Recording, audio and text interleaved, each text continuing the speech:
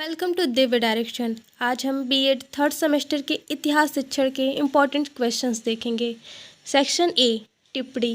Question number A, इतिहास पाठ्यक्रम से संगठन की कार्यक्रम विधि। क्वेश्चन नंबर बी, इतिहास शिक्षण में शैक्षिक भ्रमण का स्थान। क्वेश्चन नंबर सी, ऐतिहासिक मानचित्र का महत्व। क्वेश्चन नंबर डी, इतिहास की अवधारणा। Question number E, Bloom taxonomy. Question number F, सव्य दृश्य सामग्री। क्वेश्चन नंबर जी, कहानी कथन विधि। इसी में दो इम्पॉर्टेंट क्वेश्चंस है, आप उसे भी देख लीजिएगा। इकाई योजना, अधिगम शिक्षण सामग्री। अब आते हैं हम सेक्शन बी पे। सेक्शन बी के क्वेश्चन नंबर 1, माध्यमिक स्तर पर इतिहास शिक्षण के उद्देश्यों का वर्णन करें। क्वेश्चन नंबर बी, इतिहास शिक्षण अन्य विद्यालय विषयों से सहसंबंधित है, स्पष्ट कीजिए। क्वेश्चन नंबर 3, इतिहास की अच्छी पाठ्य पुस्तक की विशेषताओं का वर्णन कीजिए। क्वेश्चन नंबर 4, माध्यमिक विद्यालय स्तर पर इतिहास शिक्षण की विभिन्न विधियों की विवेचना कीजिए। किसी विधि को आप सबसे उपयुक्त मानते हैं, कारण बताइए। परियोजना विधि, व्याख्यान विधि। ये क्वेश्चन इंपॉर्टेंट है, आप देख लीजिएगा एक बार। क्वेश्चन नंबर 5, इतिहास शिक्षक के किन विशेषताओं में होना अपेक्षित है और क्यों, विवेचना कीजिए। क्वेश्चन नंबर 6, इतिहास शिक्षण हेतु पाठ नियोजन के अनुदेशात्मक उद्देश्यों, प्रस्तावना तथा मूल्यांकन प्रश्नों के महत्व की विवेचना कीजिए। क्वेश्चन नंबर 7, सूक्ष्म शिक्षण को परिभाषित कीजिए तथा उचित उदाहरणों की सहायता से सूक्ष्म शिक्षण चक्र को स्पष्ट कीजिए। क्वेश्चन नंबर 8, निर्माणात्मक एवं संकलात्मक परीक्षणों में अंतर। क्वेश्चन नंबर 9, हर्बट उपागम के कितने पद होते हैं, इन पदों को क्रमबद्ध रूप से लिखिए। अब आते हैं हम सेक्शन सी पे। सेक्शन सी क्वेश्चन 1, पाठ्य योजना क्या है। कक्षा 8 के लिए इतिहास विषयों के किसी प्रकरण पर एक विस्तृत पाठ्य योजना तैयार कीजिए। क्वेश्चन 2, इतिहास शिक्षण के सिद्धांतों तथा सूत्रों का विस्तार से वर्णन करें। क्वेश्चन नंबर 3, पाठ्यचर्या से आप क्या समझते हैं। इतिहास के संगठन की कालक्रम उपागम की व्याख्या कीजिए। क्वेश्चन नंबर 4, उपलब्धि परीक्षण किसे कहते हैं, ये कितने प्रकार के होते हैं। परीक्षण निर्माण के विभिन्न सोपानों का वर्णन कीजिए। क्वेश्चन नंबर 5, क्रियात्मक अनुसंधान क्या है, इसके विभिन्न चरणों का विस्तार से वर्णन कीजिए।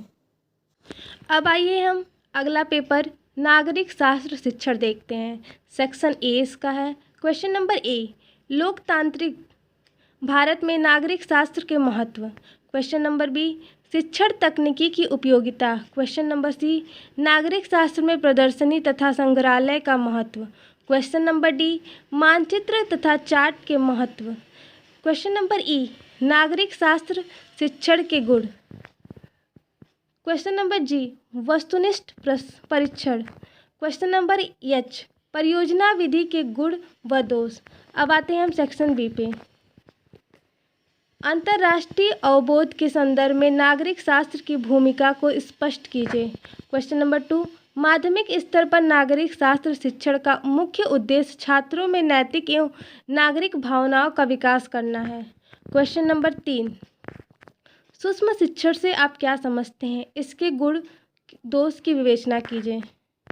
क्वेश्चन नंबर 4, नागरिक शास्त्र के किसी प्रकरण पर अनुदेशात्मक उद्देश्यों के लिए को लिखिए। क्वेश्चन नंबर 5, नागरिक शास्त्र शिक्षण में शिक्षण सहायक सामग्री।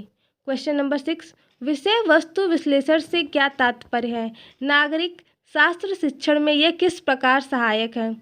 क्वेश्चन नंबर 7, एक अच्छी पाठ्य पुस्तक की क्या विशेषताएं हैं।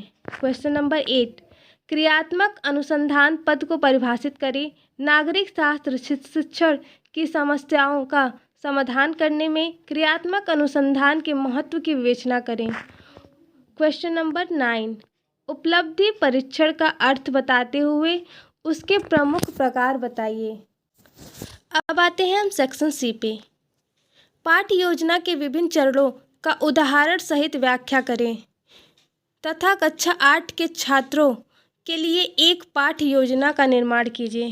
क्वेश्चन 2, नागरिक शास्त्र शिक्षण के विभिन्न सिद्धांतों तथा सूत्रों की विवेचना है।